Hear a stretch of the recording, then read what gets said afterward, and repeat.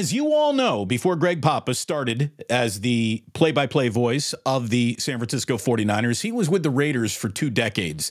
And maybe more than any other broadcaster with any NFL team, he embodied the Raiders and Raiders fans. There was a time where the Raiders were so lost in the woods of incompetence that the only thing that was good about them was the game day radio broadcast, because that is how good Greg Papa really is at play-by-play.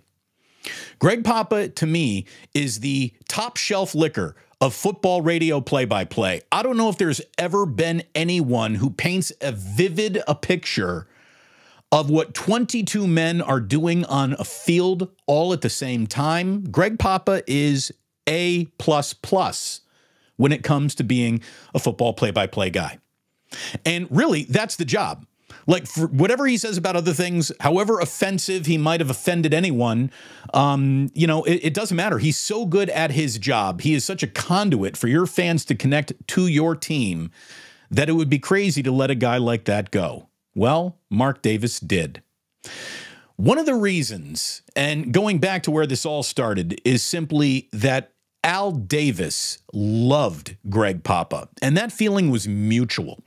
There was an awful lot of respect from Greg to Al, Al to Greg, to the point where Greg really had Al's ear on personnel. Like, there was a moment in time where the joke was that Greg Papa was at least an assistant general manager, because that's how much he could turn Al's ears. There was a rumor that if a free agent wanted to ping on Al Davis's radar, the best way to get your free agent to ping on Al Davis's radar would be to call Greg Papa, and hopefully Greg will talk about this player with Al. Like, Al didn't just bounce ideas off of Greg Papa. Greg Papa bounced ideas off of Al to improve the team.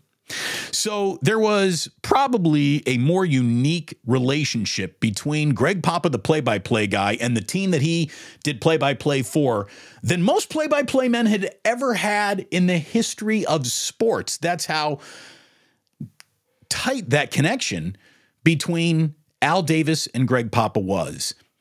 This never sat well with Mark Davis. Mark Davis was always like, even though I believe he's an only child, the black cat of the family, the black sheep of the family. Again, if you're a multimillionaire, you don't let your son go to Chico unless you don't have that big of an idea for your son's future. Like, I mean, it's just, look, and here's the thing. Mark Davis is easy to make fun of. He presents himself easily to make fun of. He, in so many ways, though, gets to win the I'm a good owner war based on the value of the franchise, what he's been able to accomplish since relocation, and just in terms of profitability. Mark Davis is not nearly the low-hanging fruit of stupid that some people make him out to be, but he's also not very good at most of this at the same time. So it's a weird gray area that's happening there, right? Greg Papa was fired in July of 2018 after 21 years with the Raiders, where he was the heart and soul of the Raiders for the most part. It was a slow-moving firing, though. After like a little bit of a cooling off period, there were no on-field walks between Mark Davis and Greg Papa anymore. There were no friendly phone calls or visits or invites to P.F. Chang's. Why? Well, a slow-moving firing of Greg Papa, and I was at 95.7 The Game as all of this was happening. And I know this hurt Greg. He did not want to be fired. He landed to stay on his feet in spectacular fashion with the San Francisco 49ers. But I really believe that if we could go back in time right now and offer Greg the deal, do you still want to be the Raiders play-by-play guy and maybe move with them to Las Vegas one day? I think Greg might have taken that deal. Greg loved the Raiders. And the Raiders and Mark Davis and Al Davis loved him until in 2015, Greg Papa basically said that Mark Davis was pissing on the grave of his father's memory by even interviewing Mike Shanahan for a Raiders coaching opening at the time. Now, Shanahan coached the Raiders from 88 to 89 and had a huge falling out with Al Davis that was never, ever put to bed. I mean, that grudge was taken to the grave. And because Greg Papa was like a surrogate son of Al Davis, he did more to protect Al Davis in memory than Mark Davis did. At least Greg was deeply offended. And he even said, I grabbed this quote off of an article written about this at the time, quote from Greg Papa, I threatened to quit the team and I would have no association because of my love and respect for Al Davis if Mike Shanahan had been hired. That's like how to the marrow of his bones Greg Papa believed that just even talking to Mike Shanahan was an insult to the memory of Al Davis. Well, obviously, Mark heard all this. Mark was deeply offended by this. And there must have been, like all things, a little element of truth to this that resonated with Mark Davis, or he would not have been so offended, right? Well, Greg Papa, knowing that he doth protest too much, might have done everything he could to smooth things out, but he found out there was no Zamboniing the playoff surface of the rough ice that was now left between Greg Papa and Al Davis. Next thing you know, Greg was taken off of preseason games, and Mark brought in Pam Ward to do Raiders preseason games. This was a crafty move by Mark Davis because this was in an era where women ascending to play-by-play jobs was so rare and infrequent that you were not allowed to criticize it or insult it. You just had to sit back and go, oh, isn't that great for Pam Ward and women broadcasters. So it was a very smart retreat point, and Brent Musburger was obviously brought in as the full-time radio play-by-play guy, but Greg was denied slipping over to do preseason games on TV. Pam Ward got to do that. So it was another just kind of massive FU from Mark Davis to Greg Papa. So we go now to 2019, and Greg Papa has been terminated by the Raiders, and Ted Robinson, who, by the way, is a fabulous play-by-play guy, fantastic at his job, super-duper good guy, he gets let go by the 49ers to bring in Greg Papa, who obviously is an iconic broadcasting figure in the Bay Area. I mean, it's Greg Papa. You probably shouldn't walk away from the Greg Papa business in the Bay Area. That's how popular the guy is. The 49ers were smart enough to realize, even though Ted Robinson is really good at this, he doesn't have a connection to the Bay quite like Greg does. And so they said goodbye to Ted Robinson. They bring in Greg Papa, and Greg Papa has now been the voice of the San Francisco 49ers since that very first Super Bowl season for Kyle Shanahan.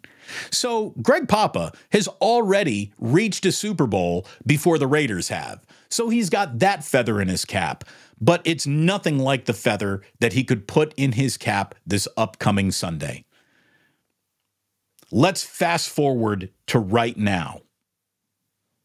Greg Papa is preparing to call his second Super Bowl with the San Francisco 49ers, but this one comes in the house that Mark Davis built in Las Vegas. And think about all of this from Mark Davis's perspective. When this game is over on Sunday night, one of two things will have happened. The confetti of your arch rival will have fallen on your field because the Chiefs won the Super Bowl and your arch rival has picked up one of the biggest wins in its franchise's history, in the single biggest win in the history of your stadium. Your arch rival owns the biggest win in the history of your stadium, which is forever filled with opposing fans coming to root against you. Like, enjoy your profit margin, because that's all the really Raiders have left. And good luck with the Luke Getsy era. That's another show. What we have is confetti dropping on your arch rival to Mark Davis. Or your personal professional rival, Greg Papa, is being fitted for a Super Bowl ring as he is sitting in what I'm guessing will be, the home or away play-by-play booth right above, either directly above or directly across from where Mark Davis will be sitting at the Super Bowl. You telling me those eyes aren't going to lock, whether they can see it or happen? You tell me Greg's not going to be hunting through his binoculars where Mark Davis is sitting and vice versa? It's personal between these two guys. It got a dead father being involved, and how to properly honor and respect your dead father is involved in this rivalry between Greg Papa and Mark Davis. It doesn't get more personal than that, plus the element of the profession. And let me just say, I'm on Team Greg Papa with this one. I'm always pro broadcaster. Fuck the suits. Bless the broadcaster. That's why I'm on YouTube now, because the suits know how I feel. And all I'm telling you is that to properly serve this dish as cold as possible, if I'm Greg and the San Francisco 49ers got a lead in this game to the point where this ship is almost docked, and the 49ers score a style points late touchdown in this game, what I hope is that Greg drops the touchdown San Francisco, which, by the way, I love Greg's call. I never liked his 49ers touchdown call. San Francisco is because touchdown Raiders. That couldn't cross the bay. That had to stay with the Raiders. And Greg was smart enough to know that. If the 49ers win this Super Bowl on the Raiders field, I hope Greg takes it back. And for the first time, he unleashes a touchdown Niners. And that's how I want the Super Bowl to end. A late style points touchdown with Greg dropping his touchdown Raiders, but using Niners. And oh, what a revenge for Greg Papa. I've always been on Team Papa. I like Greg.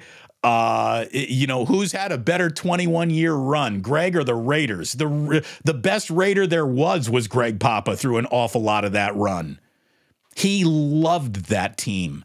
Mark Davis fired him to hurt him, to wound him, the way that clearly Mark was wounded by what Greg had to say about Mike Shanahan.